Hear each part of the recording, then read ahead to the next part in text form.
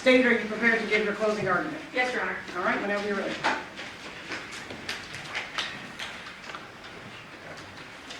The truth is the truth. It shouldn't change. And the truth is, the walls were closing in on Devyn Michaels and the fantasy that she had put together. And what was her response when her children were taken away? Jonathan had custody, and this was in danger. She did the unfathomable. She murdered Jonathan Malice. The crime charged in this case is murder with use of a deadly weapon. You heard from the judge. She did read that to you folks prior to our break. So what it is willful, unlawful, felonious, and with malice aforethought, the defendant killed Jonathan Malice, a human being, with use of a deadly weapon, to get a wooden stick and or an unknown object by striking the said Jonathan Malice with the said wooden stick and or other unknown object and or through other unknown means. The said killing having been 1, willful, deliberate, and premeditated, and or 2nd, committed during the perpetration or attempted perpetration of a robbery. Let's start with the easy one, the deadly weapon. You heard from the defendant that she hit Jonathan Malice with a stick, and he died. So this is clearly showing that that stick that she described to you is a deadly weapon because it resulted in the death of Jonathan Malice.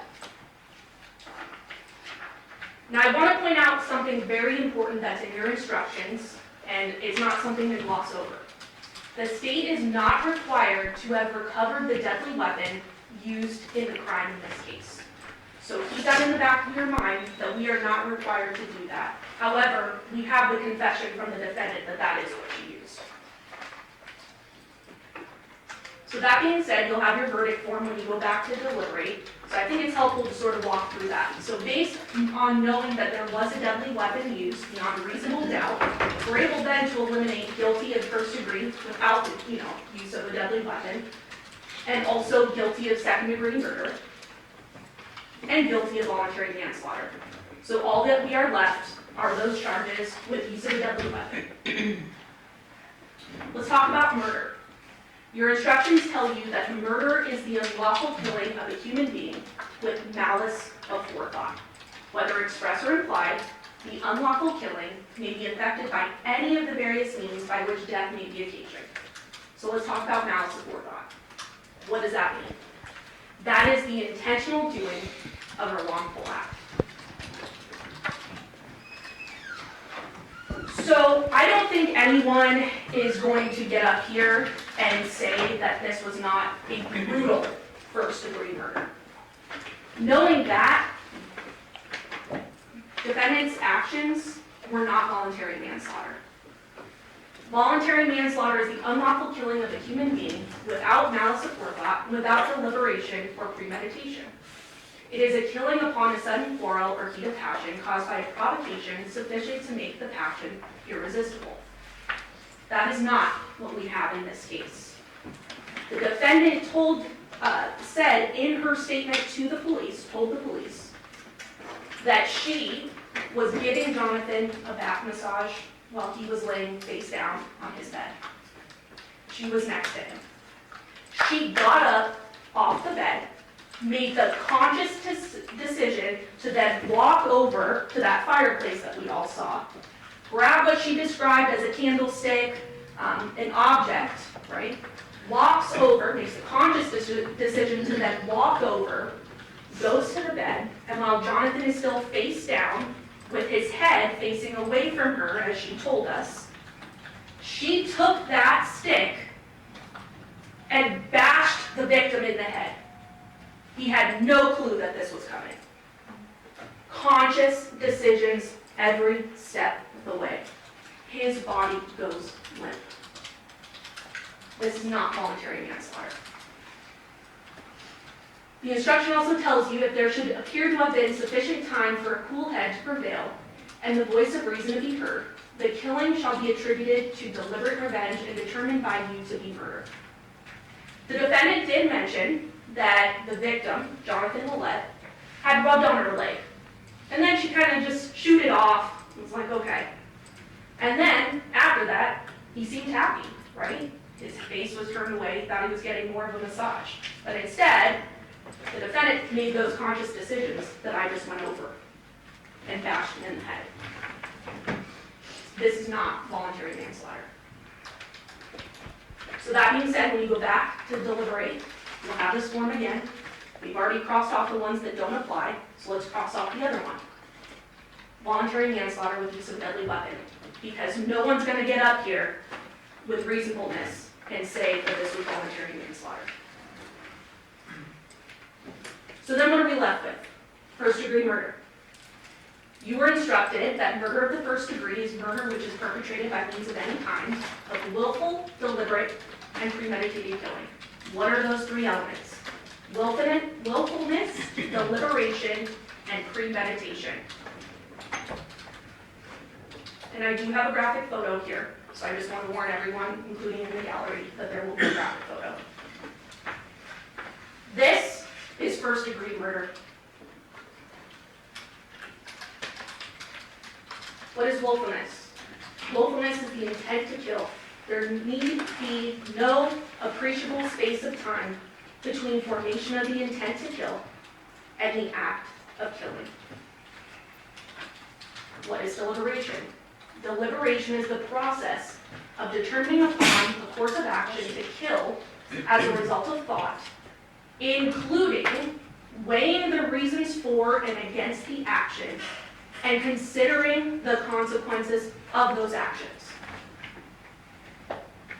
This is very important, and I am going to spend some time on this. A deliberate determination may be arrived at in a short period of time. The best way to illustrate this is the stoplight example. So all of us drive to work, we're on our way to work, and there's a stoplight. And sometimes that stoplight turns yellow. And when it's yellow, you're making some conscious decisions at that point, right?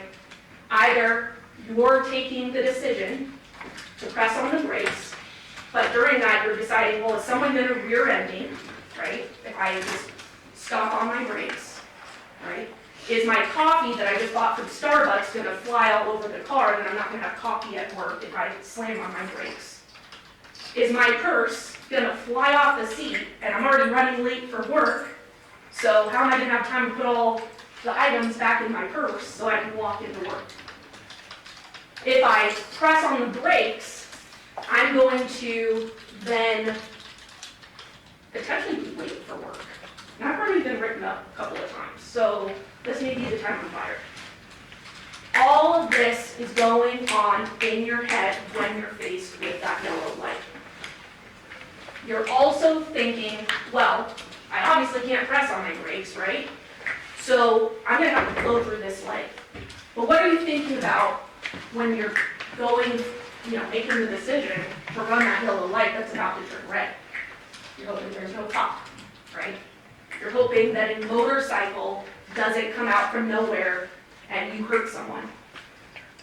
You hope there's no bicyclist that's just somehow hoping that you're going to stop at the red light because they see that it's yellow. All of these are conscious decisions that you're weighing, and that is all deliberation in a short period of time. We do it every day.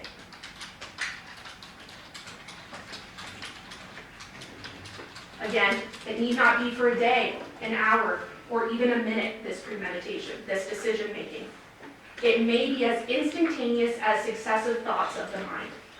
The stoplight example. No matter how rapidly the act follows the premeditation, it is premeditated. That is what happened in this case, when the defendant made each conscious decision ending Jonathan Millette's life. We also have another theory of first-degree murder. That's called felony murder. There are certain kinds of murder which carry with them conclusive evidence of malice aforethought. Therefore, a killing which is committed in the perpetration or attempted perpetration of a robbery is deemed to be murder of the first degree. So what is a robbery? you are instructed that robbery is the unlawful taking of personal property from the person of another, or in his presence against his will, by means of force or violence or fear of injury, immediate or future, to his person or property, or the person or person or property of a member of his family. Such force or fear must be used to 1, obtain or retain possession of the property, 2, to prevent or overcome resistance to the taking of the property, or 3, to facilitate escape with the property. We heard a lot of evidence over the past 2 weeks, which is why I'm slowly going through this today. We have evidence that the defendant took multiple items of Jonathan's belongings. Social security card, a wallet, his only set of car keys. Why did she want those things? How was she going to enroll the girls at school without having Jonathan's documentation? This all goes into her motive. The defendant obtained Jonathan's property by means of force or violence, i.e., she killed him, and took his wallet, his only set of keys, and his social security card. This is another easy one. That being said, you'll have your verdict form. And between both theories of murder, we are confident that you'll be able to check that first box and at this point eliminate the second-degree murder. But that being said, any way you look at this case, this is first-degree murder. And this is important to note, because when you go back there, you're doing an important thing. But what is also important is that while a guilty verdict must be unanimous, you need not be unanimous on the means or the theory of first-degree murder in arriving at your verdict. What do all those words mean? That means when you go back there and you're carefully weighing the evidence in this case, if 6 of you decide that the state has proven beyond a reasonable doubt the felony murder theory, and 6 of you decide that it's the premeditated deliberate, that doesn't matter. The verdict would be guilty of first-degree murder. You need not be unanimous on the theory of first-degree murder. So there's been a lot of talk over the past 2 weeks about Deviere, and we're not shying away from this. You saw him testify on the witness stand. There is overwhelming evidence beyond what he told you that Deviere did not murder his father. Let's go through that. We'll start with Deviere's testimony under oath.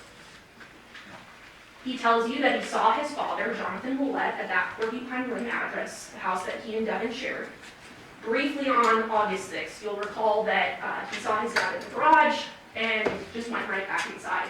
They never had a discussion. And he was home at the Porcupine Rim address on August 6th. He told you that he was helping the girls, his sisters, Devyn's daughters, with homework.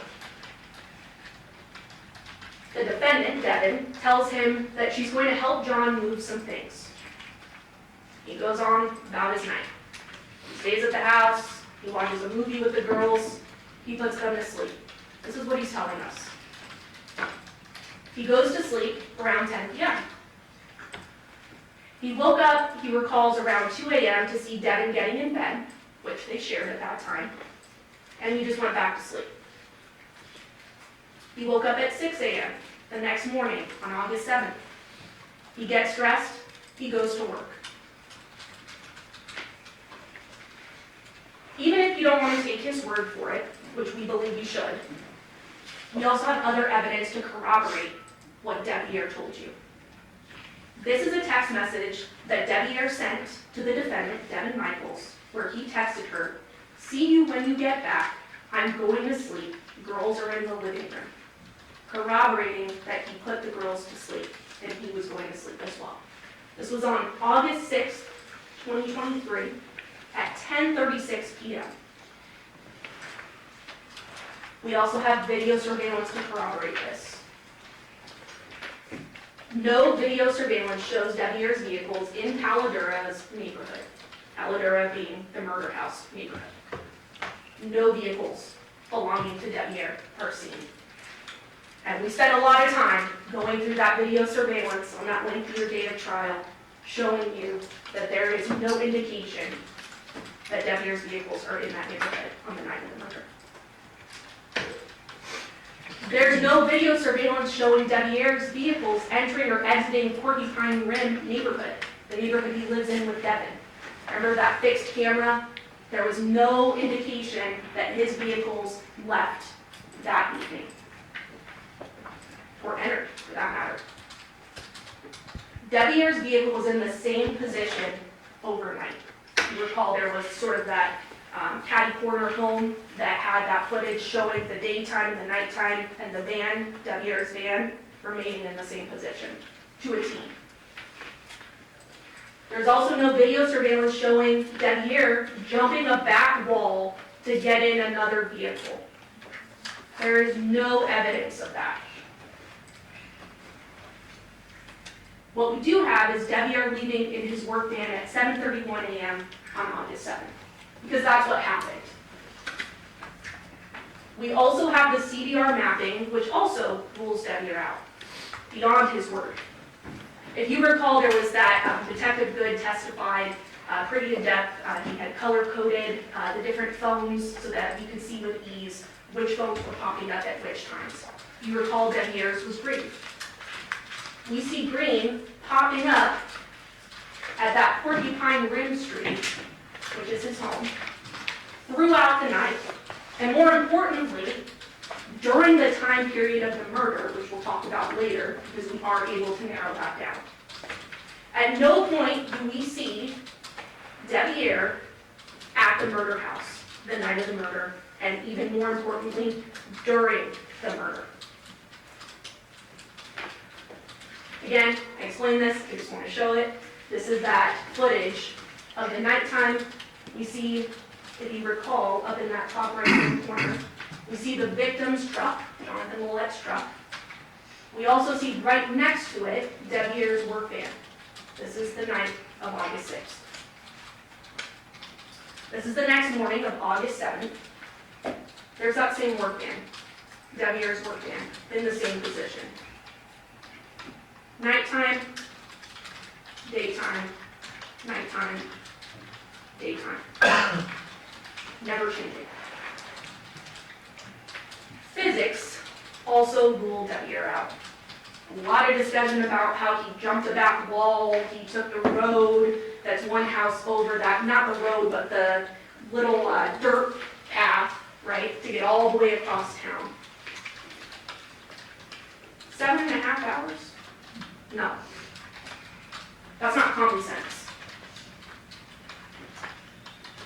I also think it's important to highlight Deviere and the defendant's relationship, Devyn's relationship. Devyn is a master manipulator, and that is shown through the evidence.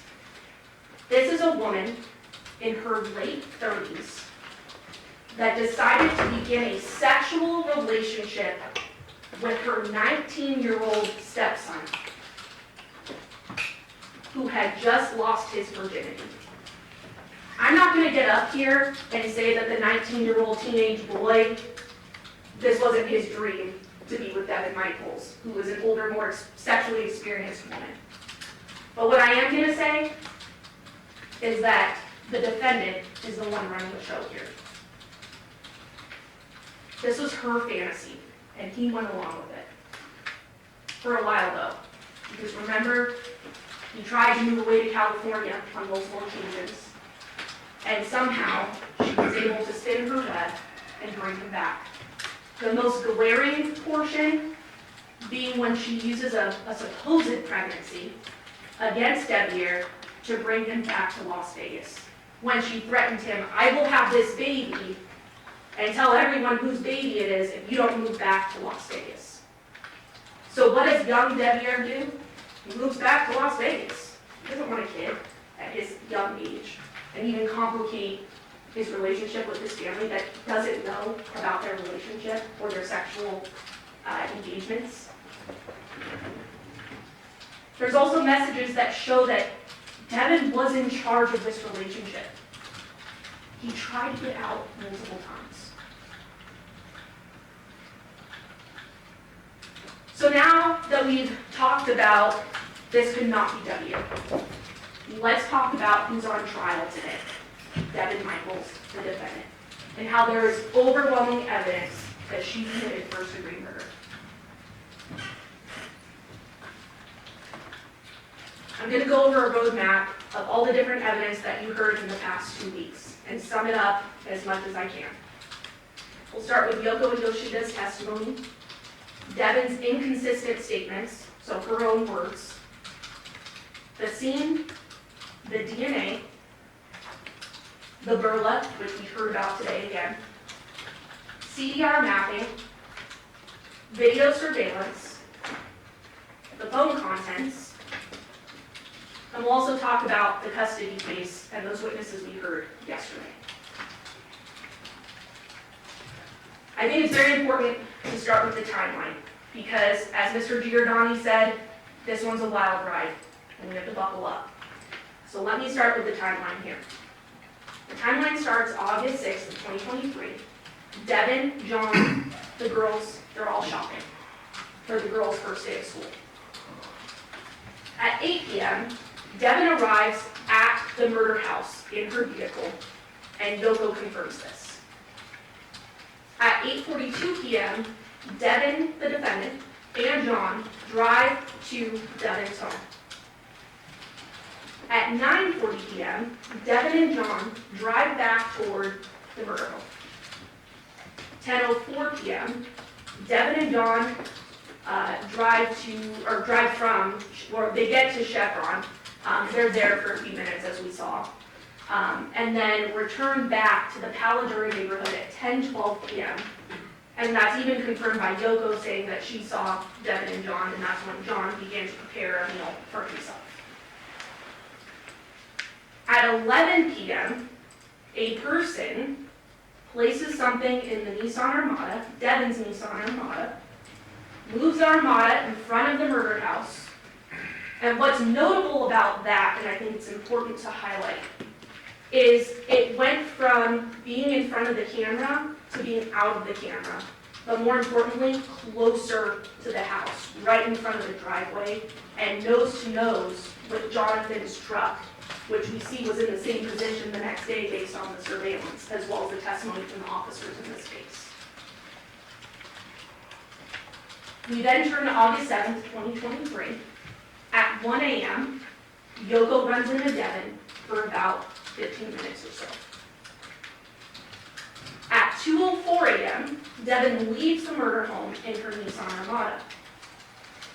At 2:39, she's at that CVS drive-thru that we saw the surveillance video for. And then at 8:40 a.m., there is that 911 call from Jonathan's mother when she discovers her son dead. We can then safely say on this timeline that the murder that Devyn committed occurred between 10:12 p.m. and 2:04 a.m. So knowing this time frame, we're able to look at the corroborating evidence. Let's start with Yoshida's testimony. The day before the murder on August 6th, he sees Devyn at the murder house. And more importantly, he also saw her vehicle at Paladura. We heard from Yoko. Again, around 8 p.m., Devyn arrives at Paladura in her Nissan Armada. Devyn and John then leave in John's truck. Around 10 p.m., Devyn and John return to Paladura. Yoko sees them. After seeing them, she goes upstairs. At 1 a.m., she goes back downstairs. She runs into Devyn, and what did she describe to you? Devyn looks surprised. Why?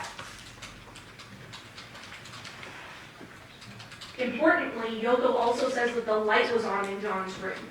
Of course, you also heard that the way the bed was situated, you would have to walk into the room, down, and go around to actually see the bed. But regardless, she sees that the light is on in the room. Devyn tells her that John started drinking and he went to bed. Yoko told you that she didn't hear anything from John's room. The light was on. Didn't really think anything of it. And that she and Devyn talked and washed dishes for about 15 minutes. Because that's when Devyn told her that Jonathan, the next morning, was going to meet her with the girls, and they were going to go ahead and go enroll the girls at school and take them to school. She confirmed to you that there were only 4 people at the home. Yoko, Yoshida, Devyn, and the victim, Jonathan. At 1:15, she goes upstairs. She goes to sleep after having that conversation with Devyn. Around 2 a.m., she wakes to the dogs barking in the backyard, and if you'll remember, that was abnormal. The dogs, when John was asleep, or at night in general, were not in the backyard. So why were they in the backyard barking? She also heard a thud. She then goes back to sleep. At 8 a.m., she goes downstairs, sees John's truck is outside, which is a little weird because Devyn had told her that the plan was for him to already be gone by that time in the morning to go enroll the girls. So her antennas were up a little bit. She calls him, calls John, he doesn't pick up. Prepares her coffee, goes back upstairs. She called him again, no answer. So now her senses are heightened even more. So she goes back downstairs. She looks around John's room, couldn't see him, because again, the bed is sort of around that corner, as you saw in the photos. She then goes upstairs again. After going upstairs, again, feeling even more heightened concern, she goes back downstairs. And it's at this point she goes deeper into John's lower room, a makeshift bedroom. She sees the doggy door is down, and the dogs are still outside, abnormal. She saw inside the garage door, inside garage door was half open, the one leading into the garage, abnormal. The big garage door was open as well, as you all saw in the photos. It had an opening there, abnormal. So then she investigates more. She goes to his bed, and she sees John wrapped in a blanket. She opens the blanket, and she saw feet. She then goes around to the other side of the bed and sees the amount of blood that's on the other side. Goes upstairs, tells Yoshida, they call 911.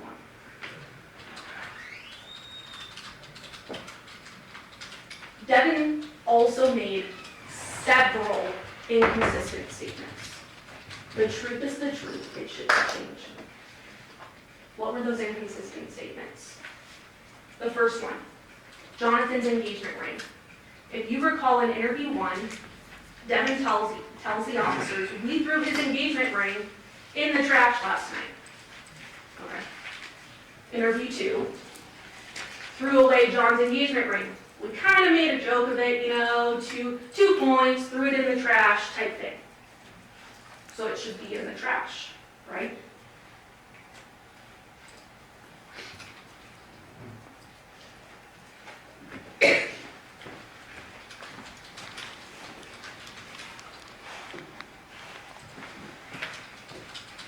We saw pictures of the trash, of multiple trashes in the Paladura address.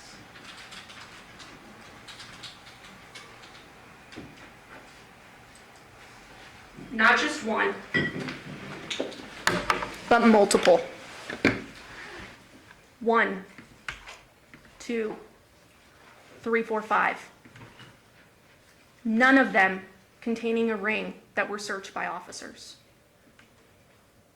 Ladies and gentlemen, there was no ring that was thrown in the trash. Inconsistency 2. Her marriage to Deviere. We learned from interview number 2 that this was a marriage of convenience, not intimacy, which we know is not true, based on other evidence in the case. Interview number 3, her marriage to Deviere is just on paper, rings aren't significant, he and Deb haven't been intimate in years. That's not true. Inconsistency 3, the gun safe. In interview number 1, Devyn tells officers, "We took the guns last night, but we didn't bring ammunition because there's no safe at my home for them."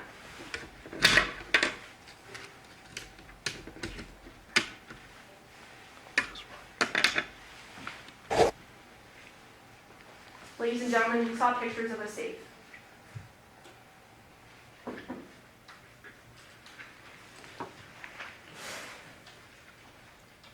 There was a gun safe in the home.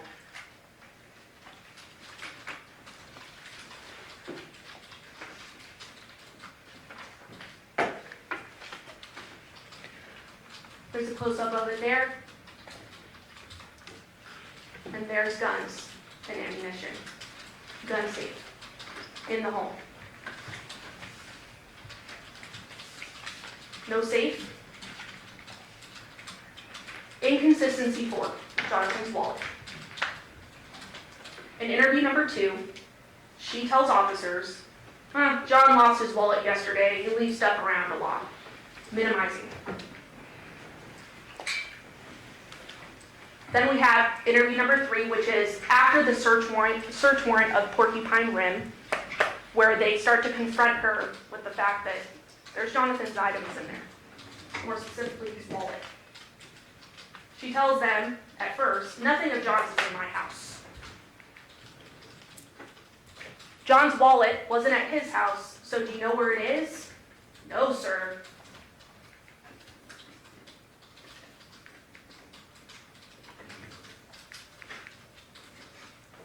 I have all of his old driver's licenses. The license you found is an old one. We know that's not true. I tucked the wallet away in bags. I knew, but how would she know that the wallet was wrapped in bags in her underwear drawer? She wasn't confronted with that.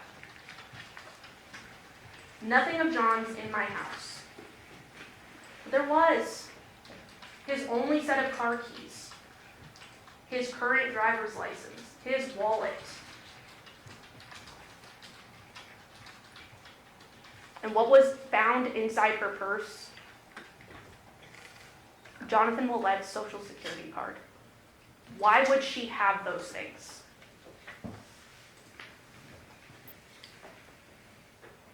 But nothing of John's at her house. Again, the license you found is an old one. And if we look here close up, it expired November 7th of 2025. The murder happened August 7th of 2023. This was his active driver's license. His old one? I tucked his wallet away in bags. Remember, ladies and gentlemen, this wasn't one bag. This was 8 bags, and you heard in the interview with Detective Weinoff that were tied over and over and over and over again. Not just one bag. What was she trying to hide?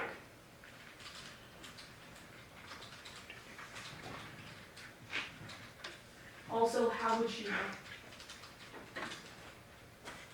Inconsistency 5.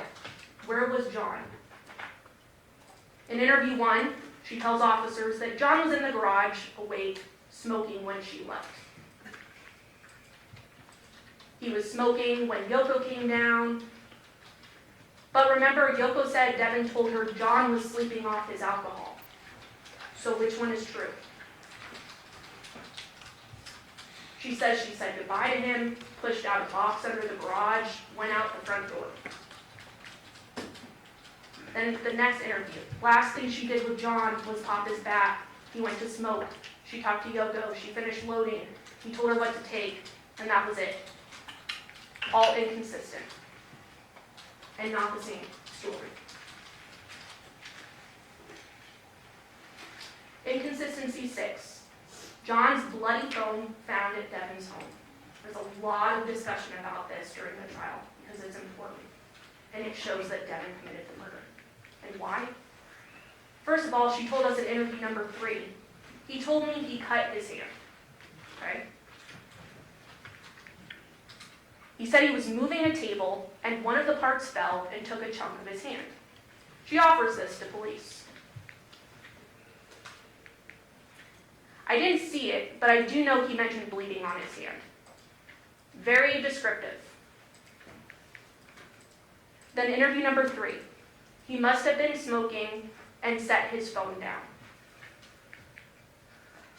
Again, no notifications are found on John's phone, as if someone manipulated it. Because as we know, John was called and texted multiple times, especially when people were trying to find him. Why would he have no notifications on his home screen? That's because the phone wasn't left by John. We know that his blood was on the phone. And we know that it arrived after the murder based on those CVRs. Based on that raw data, we know when John's phone made it to Devyn's residence. And that's when she took it there because, as you know, it traveled with her after she committed the murder back to her home.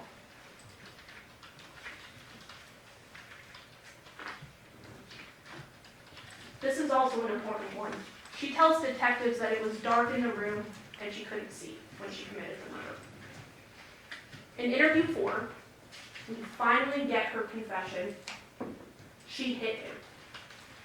And that's when we get the details. But she tells us that she couldn't really see what she grabbed off the fireplace because it was dark, but she could see him breathing. She tells the detectives, because they're a little confused by that statement, because she can't describe the object in her very hand, but she's able to see Jonathan breathing. She tells him, well, your eyes can adjust.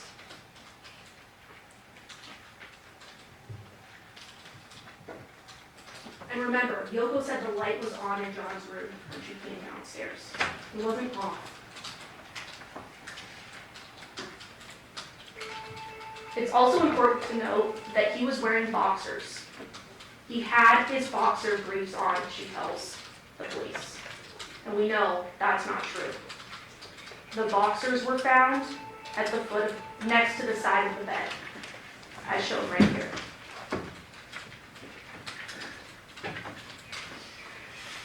She also can't really account for the time after seeing Yoko at 1 a.m. And this one's really important. In interview number 4, she initially tells detectives, well, I wasn't there for an hour after Yoko came down. That's not true.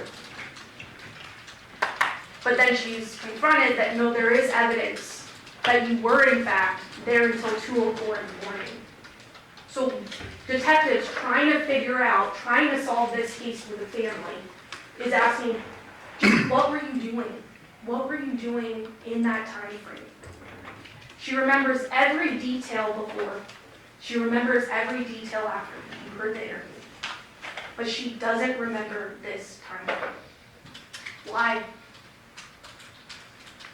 Because she did it. She was decapitating Jonathan. I can't remember. I remember talking to Yoko, getting my stuff, leaving, going to the pharmacy, and going home. But she doesn't remember the time frame that she was decapitating Jonathan. Why?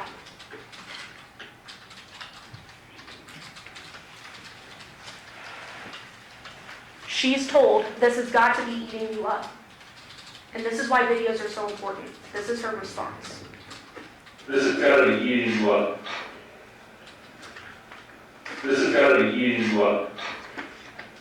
She's nodding. This has got to be eating you up. This is eating her up. This has got to be eating you up. Ladies and gentlemen, she admitted to the murder. She said in her interview, when she confessed, that she took that object, the stick, the wooden stick, and bashed Jonathan in the head. That is the murder. But there was a head missing, and that was important to the detectives to give closure to the family. So what about the decapitation?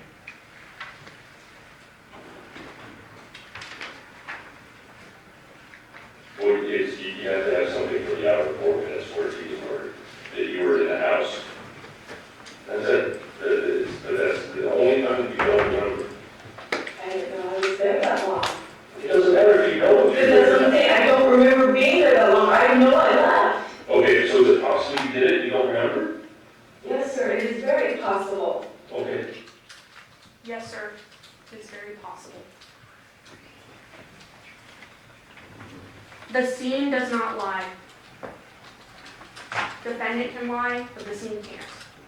So what's the hard evidence as well, in addition to her statements that are inconsistent, other than the confession? And there was blanketing.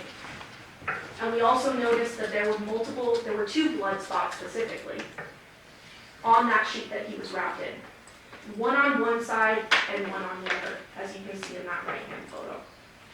She rolled him to the edge of the bed to complete the decapitation after she had realized she murdered him by hitting him, as evidenced by the two blood spots that we see there. In that last interview as well, there was a drawing, there was a diagram, there was a sort of a back and forth a little bit with the defense talking about that the detective was the one drawing, but I will leave it up to you to sort of see how that was going down. Devyn drew that line there, and the detective told her multiple times, correct me if I'm wrong, is this where you were, where the X is? Yes, that's where I was. She drew him in the exact position she left him in. There's some truth. The DNA can't lie. We heard that Jonathan's cell phone was found at Devyn's house during that search warrant of the Porcupine Run residence. And we heard from CSA Nicole Merriam, who testified twice, that she swabbed that blood spot right there on the phone, and the testing revealed presumptive positive for blood. It also revealed Jonathan's blood.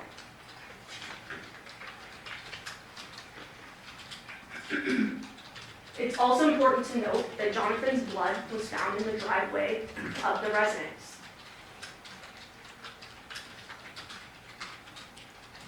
We have that marker A, which you can see there, the blood spots with the cone.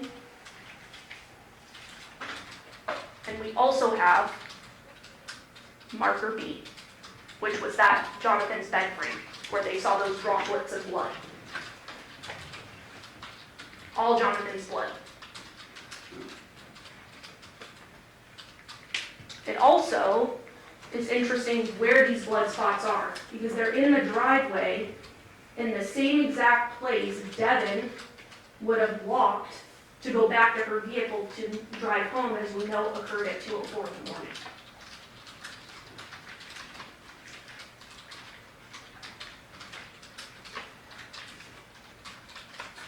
Devyn's DNA is on that knot of the plastic bag containing the wallet and John's only car keys.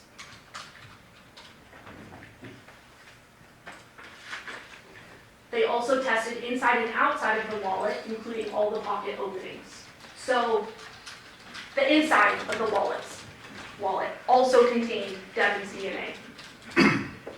This wasn't Jonathan dropping it in a bag. Why would Devyn's DNA be inside the wallet?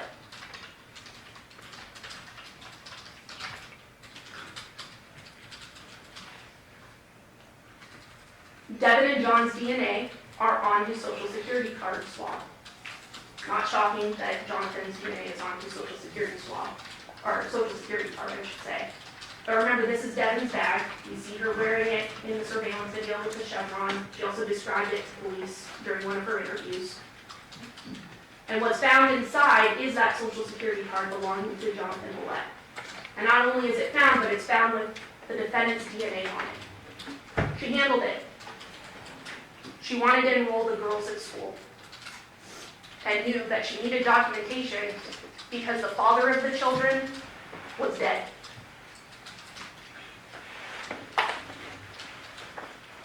We also heard from the coroner, Dr. Yagi.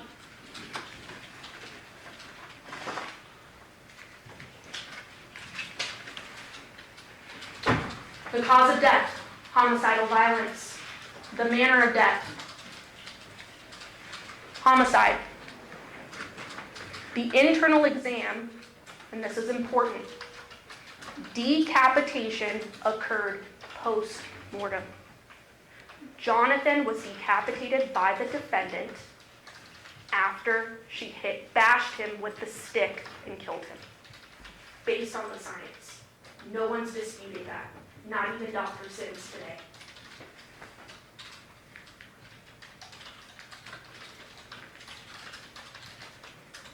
This is also important. No bleeding injuries on John's hands were found. None.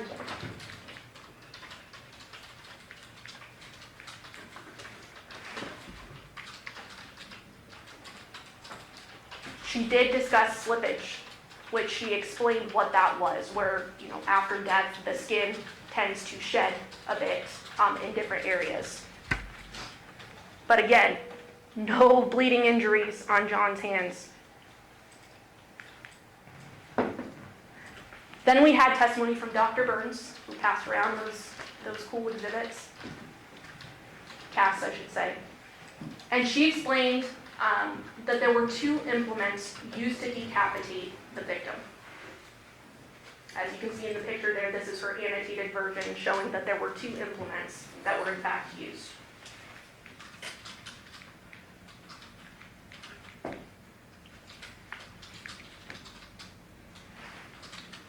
A hand-powered serrated or non-serrated knife was the first.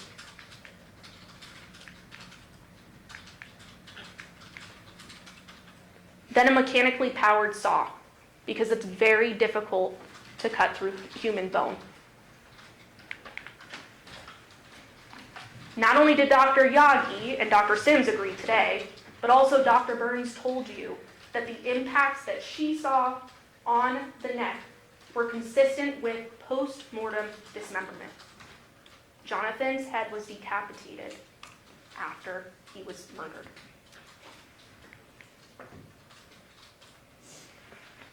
There's a lot of discussion during trial about whether it's possible for a woman to do this. I think it's important to note, as Dr. Burns highlighted, a mechanical saw is made for anyone. Women can do anything, especially ones that have a clear motive.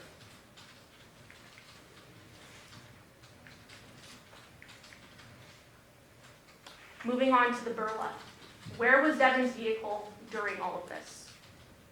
Her Nissan Armada shows she's at Paladura during the time of the murder. We have at 11:05 p.m., there's that short activation that we saw on the burla, which I'll go ahead and play for you. And it is not very long. It's at 11:05 p.m. on that August 6th, 2023, which is corroborated by the video surveillance where we see her vehicle moving up right in front of the driveway of Paladura, nose to nose with Jonathan.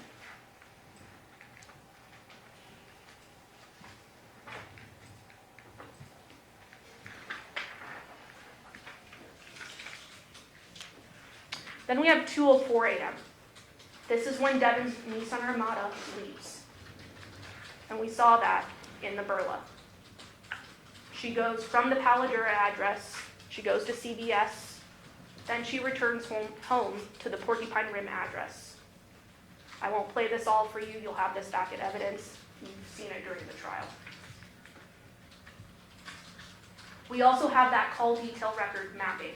Where was everyone's phones during all of this? More importantly, where was Devyn's phone during this? And we had Detective Good testify that the defendant's phone was at the murder scene when the murder was occurring. And what's also interesting to note, which you kind of have to get close to see, but there's sort of this blue dot that is now traveling with Devyn's red device all the way back. And this was at 2:04 in the morning. So that's how we know that the victim's phone was taken by Devyn back to her home, because we have that Google geofence highlighted by that blue dot there of Jonathan's phone, showing when it actually got to Porcupine Rim, and that's when Devyn got it. We also heard phone content evidence, which demonstrates Devyn's intent in this case. I worry as much as you probably won't believe. I miss us. I'm glad you appreciate what we once had. We will have it all again, Jonathan says. I want our family back. We gotta do as great as we can for the girls to have a good life. The walls were closing in. We have the video surveillance that was played for you in depth during trial. And there's some important notes from that. We saw how much video surveillance was canvassed in that Paladura neighborhood. There was a point where the detective even said he couldn't pinpoint the address that I needed him to because of all these contacts.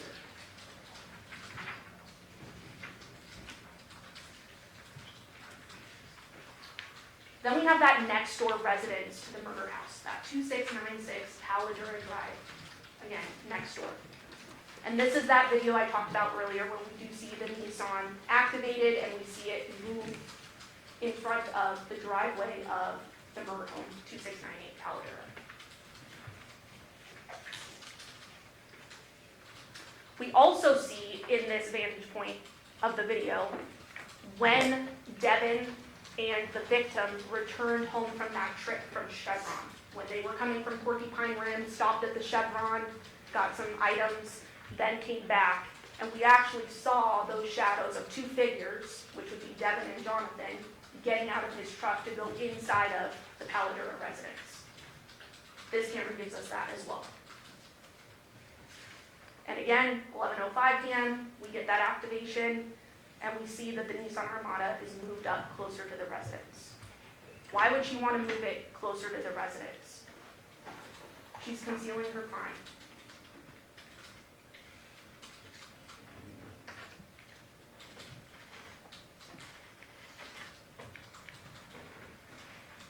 Then at 2:04 a.m., we also get from this residence that the Nissan Armada leaves, putting sort of a bookend on the timing of the murder.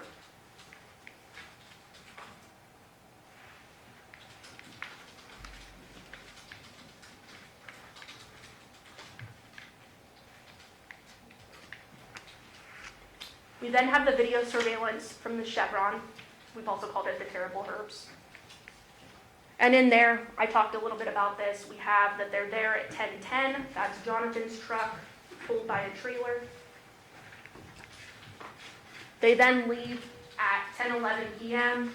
And we know that Yoko, as well as the video surveillance from the Paladura neighborhood, they're arriving into that neighborhood around 10:12 p.m., all corroborating, giving us our time frame.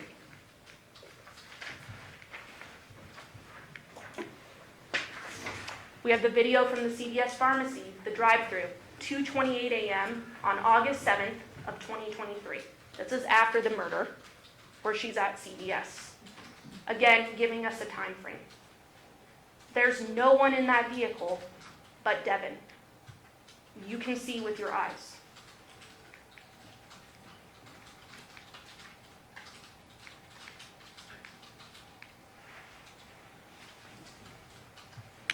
We then have the 6621 Gray Juniper surveillance video camera from Devyn's neighborhood.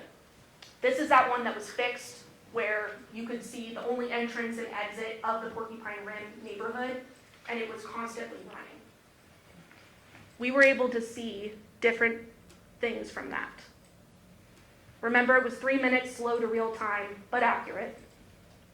At 8:57 p.m., we have John's truck entering the neighborhood. And this is on August 6th.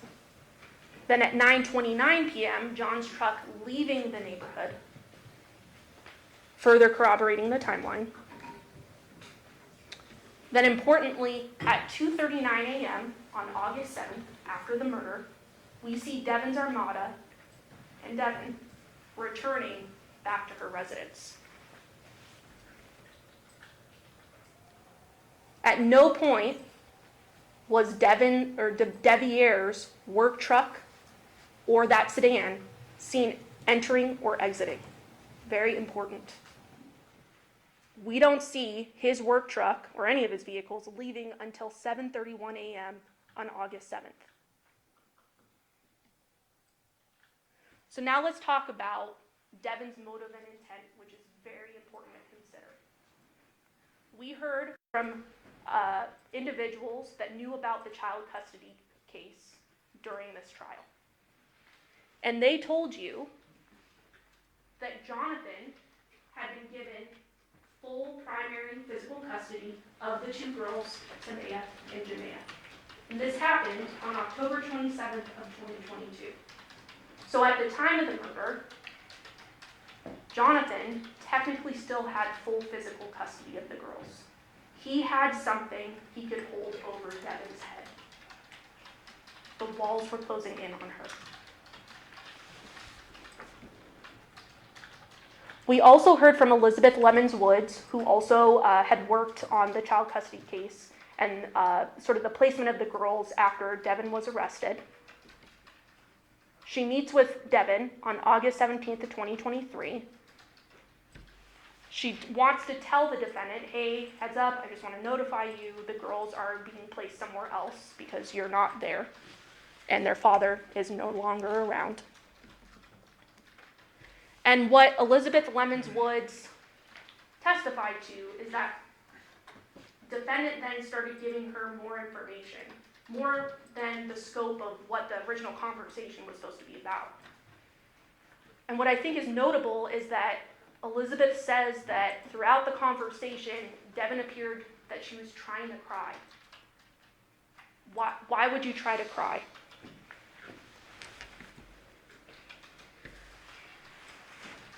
Devyn said during this same conversation, she had to do it. She had to do it.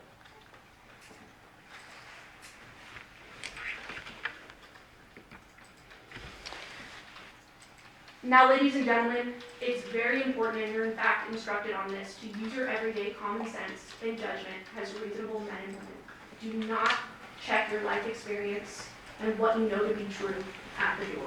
Bring that with you when you deliberate. The evidence in this case is overwhelming.